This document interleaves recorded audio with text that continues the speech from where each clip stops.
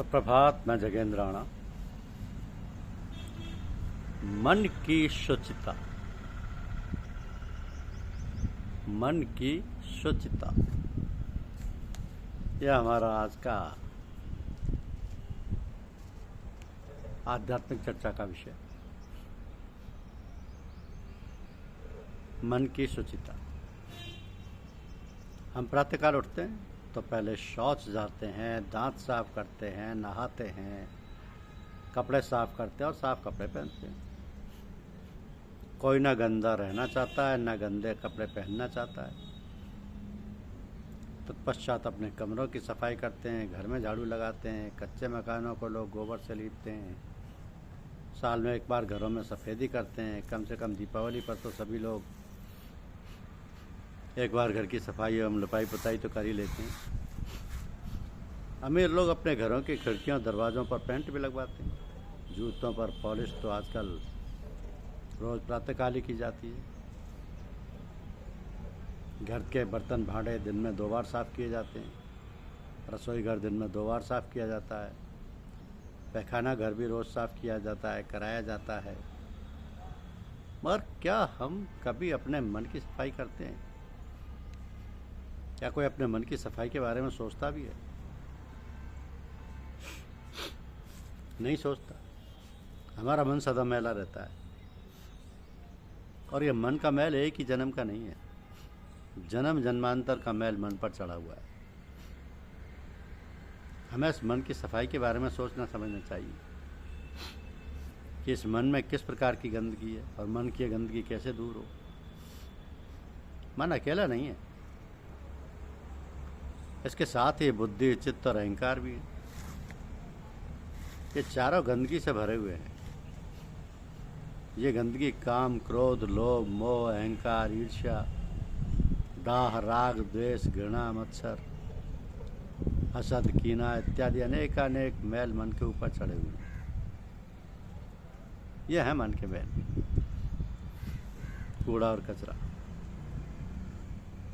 तो मन की सफाई के लिए कौन सा साबुन है, कौन सा पानी और कौन सा धोबी है और धोने वाला घाट कहाँ है, कौन सा मेहतर है जो जन्म जन्मांतर से मन के ऊपर चढ़े हुए मैल को साफ कर सकता है, धो सकता है?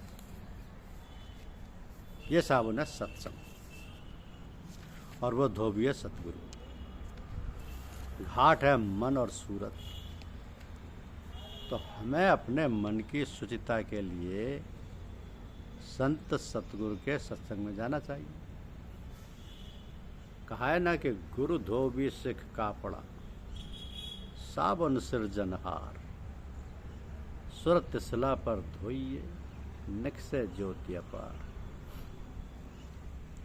शुचिता तीनों स्तर पर होनी चाहिए। शारीरिक यानी भौतिक स्तर पर, मानसिक और आत्मिक स्तर। यदि आप गंदे फटे कपड़े पहने हो, आपका शरीर गंदा हो, तो आप अपने मित्रों, रिश्तेदारों, संबंधियों से मिलने में हिचकते हैं, शर्माते हैं। उसी प्रकार यदि आपके कर्म गंदे होंगे, दूषित होंगे, तो आपकी आत्मा को परमात्मा से मिलने में संकोच होगा। आप परमात्मा का साक्षात्कार नहीं कर सकते। अतः शरीर, मन और प्राण से अपने कर्तव्य कर्म को पवित्र रखें। हमारे कर्म पवित्र होते ही मन, वाणी, प्राण तीनों पवित्र होते हैं।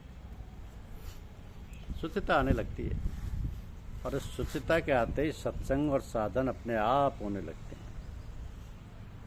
जिसका व्यवहार दूसरों के प्रति शुद्ध है, कमाई नेक है, वाणी में माधुर्य है, हृदय में दया और परोपकार की भावना है और मन में निर्मलता तथा सात्विकता है, वही साधक परमार्थ की कमाई में सफल हो सकेगा।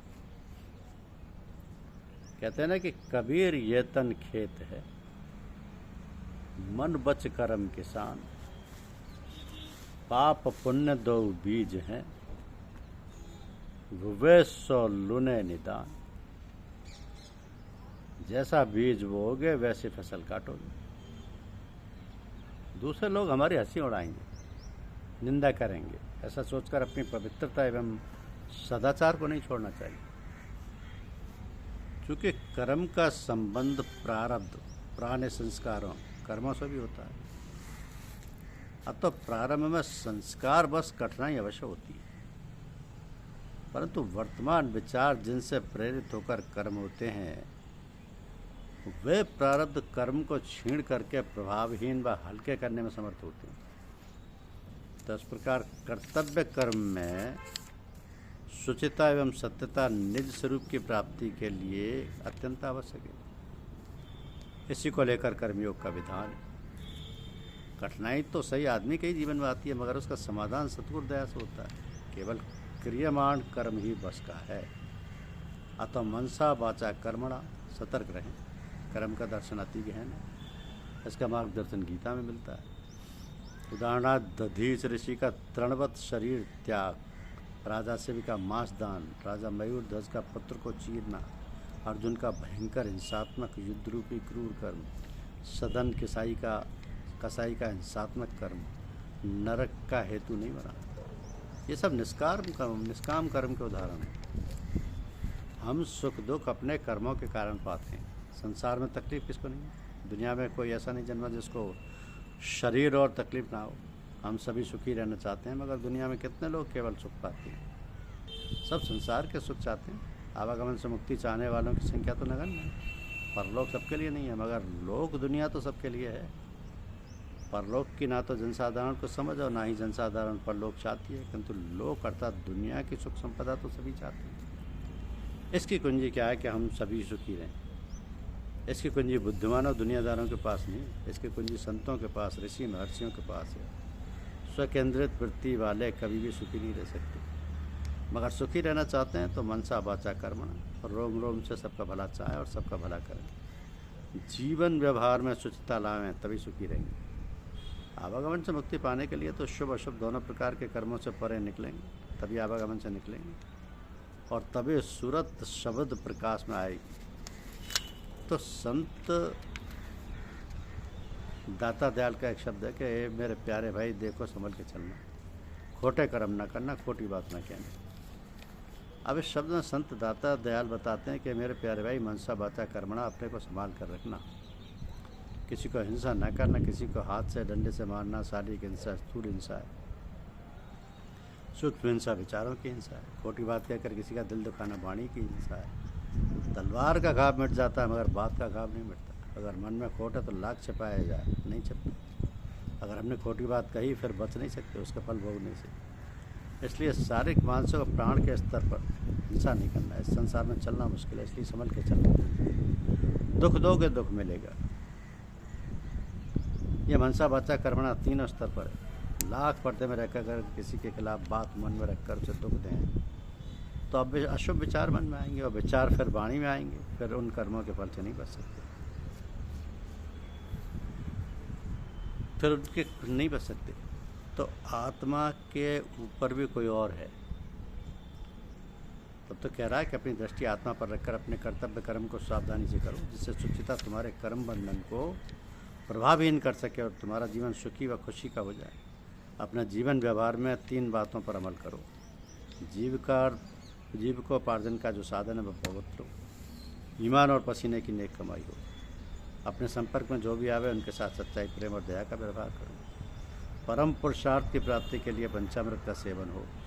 सत्य, प्रेम, दया, सत्संग और साधन, ये 5 अमृत ही पंचामृत हैं। तो शुचिता की पहली शर्त है परिश्रम और गाढ़े पसीने की शुद्ध कमाई। जो हराम की रोटी खाता है वो परमार्थ की राह में आ नहीं सकता। मर जाऊं मांगू नहीं अपने तन के काज, परमार्थ के कारण मोह ना आवेला। चाहे दुख उठाओ परंतु किसी के सामने हाथ मत फैलाओ।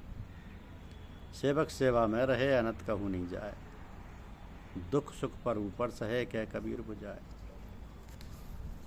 कह कबीर बुझाए। तो ईश्वर ने यदि आपको धनवान बनाया तो उस धन को दूसरों की सेवा में लगाइए, ना कि अपने निकृष्ट भोग में। सेवा करें, पर सेवा लेने की चाहना भीतर से निकाल दें। हमारे सुख के लिए दूसरा मनुष्य हमारी सेवा ना करे। ऐसे गृहस्थाश्रमी सेवक का हमें ऋणी होना चाहिए, उसका सदा भला मानना चाहिए। शरीर पवित्र हो, वस्त्र पवित्र हो, घर पवित्र हो, विचारों में पवित्रता हो, मनसा वाचा कर्मणा पवित्र हो, तो आत्मा भी पवित्र होकर परमात्मा में लय हो जाएगी। धन्यवाद।